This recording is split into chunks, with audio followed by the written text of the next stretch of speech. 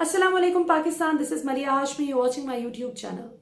नाज़रीन, हराम कमाई की एक बहुत बड़ी खुसूसियत ये होती है कि ये जिस औलाद के लिए इकट्ठी की जाती है, जिन बीवी बच्चों के लिए इसके अंबार लगाए जाते हैं इस उम्मीद पर कि कल को ये हमारे बहुत मशहूर होंगे और इस चीज़ पर हमारा बहुत साथ देंगे, शाबाश देंगे कि वेरी गुड, आपने दूसरों का हक मारकर हमारी झोली में तमाम माल मता ला फेंका है, क्या बात है, कितने अजीम इंसान हैं आप। और अल्लाह की शान कि अल्लाह ताला फिर उसी औलाद के हाथों ऐसे लोगों को एक्सपोज करते हैं, बेनकाब करते हैं पूरी दुनिया के आगे।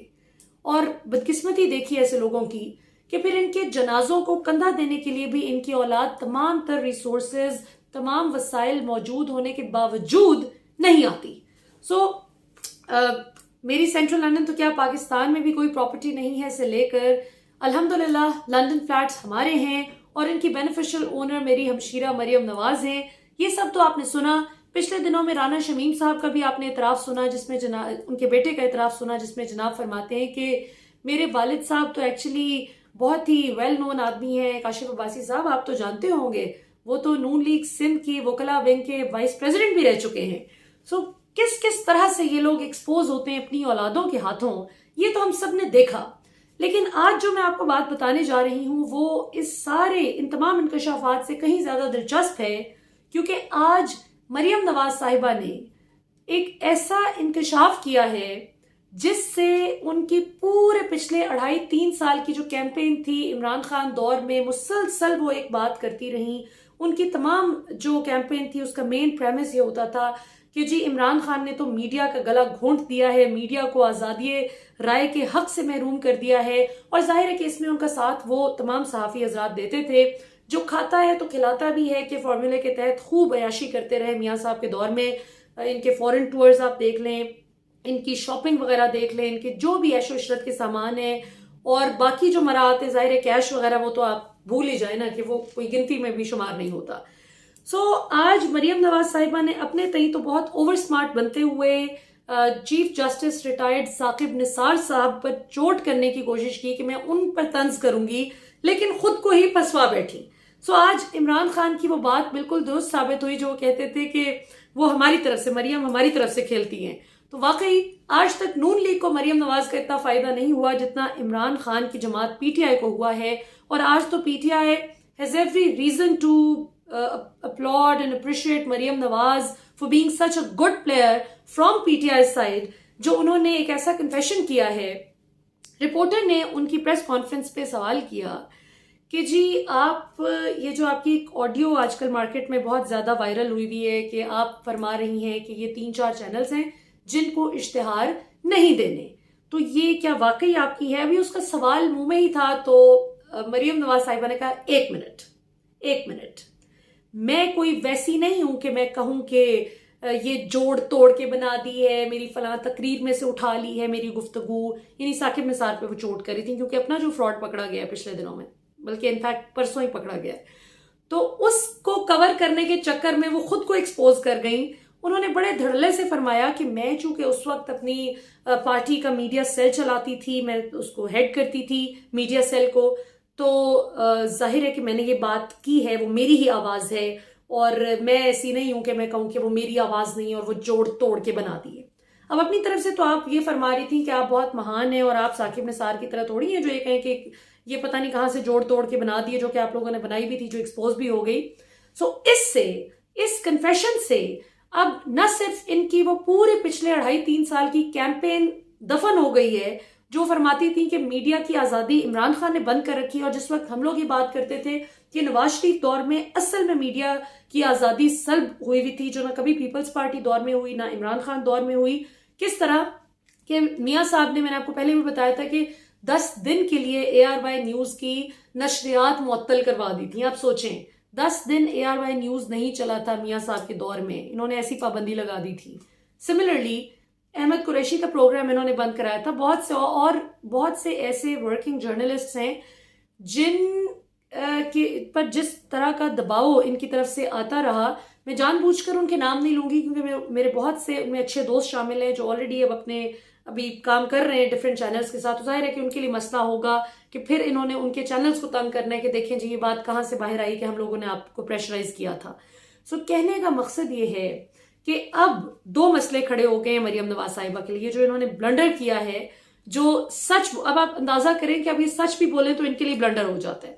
सो ये जो इन्होंने पहली दफा कोई सच बोला है, इस ब्लंडर की वजह से नून लीग अब बहुत ज्यादा फंस चुकी है। और शहबाज शरीफ जो आए दिन एस्टेब्लिशमेंट के साथ अपनी जोड़ तोड़ में लगे रहते हैं कि किसी तरह मैं अब इमरान खान के बाद एक बेहतर सब्स्टिट्यूट के तौर पर जरा सामने आ सकूं, उतना ही ज्यादा अब जाहिर है कि जब नून लीग की कोई चीज एक्सपोज होती है तो डेफिनेटली फिर शहबाज शरीफ साहब भी उस सारी चीज के एक्सपोज होने में गंदे होते हैं।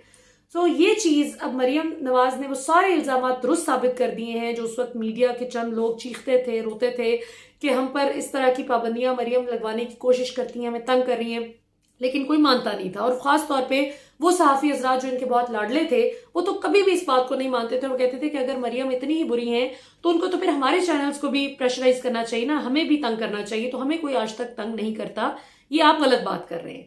सो इस कन्फेशन के बाद दो काम हुए। एक तो फवाद चौधरी और हमाद अजहर जो प्रेस कॉन्फ्रेंस कर रहे थे, तो फवाद चौधरी ने कहा कि तकरीबन 15 से 18 अरब रुपए तक नून लीग दौर में तकसीम किया गया था सहाफियों को वैसे और ग्रुप्स को, यानी सहाफियों को अलग पैसे बांटे गए खैर से, और जो टीवी चैनल्स थे, जो टीवी मीडिया ग्रुप्स हैं, उनको भी।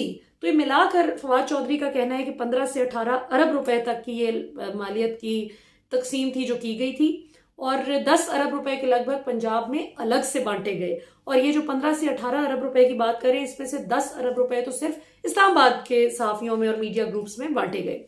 सो इंटरेस्टिंग बात यह है कि हुकूमत ने अब इसकी इंक्वायरी का ऐलान कर दिया है कि अब वो इसकी इंक्वायरी करेंगे कि क्या कुछ होता रहा, कि जिसपे मरियम नवाज खुद खुल के अनअपॉलोजेटिकली मान रही हैं, ना वो एमएनए थी, ना वो एमपीए थी, ना वो मिनिस्टर थी, ना वो स्पेशल असिस्टेंट टू पीएम थी, वो सिर्फ पीएमएलएन का पार्टी मीडिया सेल चलाती थी।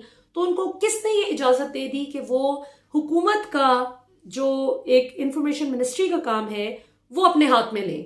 तो एफआईए के रूल्स के मुताबिक ये एक बहुत बड़ा कानूनी जुर्म है, और चूंकि अब मरियम नवाज साहिबा एक बाले जुर्म कर चुकी हैं, तो जाहिर है कि अब अदालत में भी ये बात जाएगी। न सिर्फ ये कि हुकूमत इसको परसू करेगी, बल्कि पीएफयूजे जो Pakistan federal union of journalists है, उन्होंने भी ऐलान कर दिया है कि वो सुप्रीम कोर्ट अब पिटिशन दायर करने जा रहे हैं मरियम नवाज के इस एतराफ जुर्म के बाद, इस बड़े एतराफ के बाद कि ये मीडिया को किस तरह से गला घोंटने की कोशिश करती रही। मैं दोबारा से बता दूं जिन लोगों ने ऑडियो वो नहीं सुनी, उस ऑडियो में मरियम नवाज दो तरह की ऑडियोज सामने आई थी।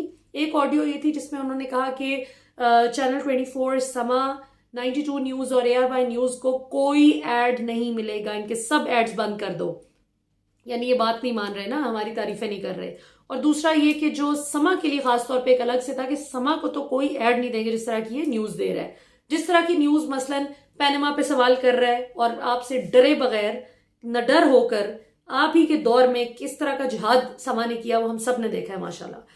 सो अब मरियम साहिबा के इस एतराफ के बाद जाहिर है कि सहाफती तंजीमें भी एक्टिव हो गई हैं। खासतौर पे PFU जो सबसे बड़ी तंजीम है, Pakistan federal union of journalist, जिन्होंने सुप्रीम कोर्ट जाने का फैसला कर लिया इनके खिलाफ, और हुकूमत भी जाहिर इसको करेगी। ये होता है कि जिसे अल्लाह रखे उसे कौन चखे, कि जिस वक्त आप झूठ के सहारे पर अपनी कोई कैंपेन चला रहे होते हैं तो अल्टीमेटली उसका भांडा फूटना ही होता है। सो ये तो एक बहुत ही इंटरेस्टिंग सिचुएशन है जो कि अब डेवलप हो चुकी है। अब देखते हैं आगे क्या होता है। मरियम औरंगजेब साहिबा और दीगर जो नून लीग के स्पोक्स पर्सन हैं, वो अब इस पे बड़ा फनी एक्सप्लेनेशंस देने की कोशिश कर रहे हैं कि नहीं नहीं, वो तो पार्टी के मीडिया सेल की बात कर रही थी ना, वो तो पार्टी के एड्स की बात कर रही थी। ओ भाई, पार्टी कौन से एड्स देती है? देखें, आप हुकूमत में बैठे हुए थे, प्राइम मिनिस्टर ऑफिस में बैठ के ये सारी हिदायत जारी होती थी, और मरियम नवाज साहिबा उस वक्त PM ऑफिस में बैठ के सारा मीडिया चला रही होती थी। तो ये कोई किसी से ढकी छुपी बात नहीं है। और वो जो रऊफ लाजरा साहब बताते हैं ना, बिल्कुल ठीक बात बताते हैं, और हमारे दीगर कुछ सहाफी दोस्त भी बताते हैं कि शरीफ खानदान उस सहाफी को तो अपने करीब भी नहीं आने देता जो बिकता नहीं है, पहले खरीदते और फिर उसको करीब आने देते हैं। सो ये काफ़ी एक अनफॉर्चुनेट सिचुएशन है कि लोग भी इनके करीब जाने को बाइसे फ़ख्र समझते हैं, जिनको सवाल करना चाहिए करप्शन पर, उनकी कुर्बत में फ़ख्र महसूस करते हैं कि अब हमें भी लूटने का मौका मिलेगा। तो ये बड़ी एक अजीब सी चीज़ है। बहरहाल फैसला अवाम का।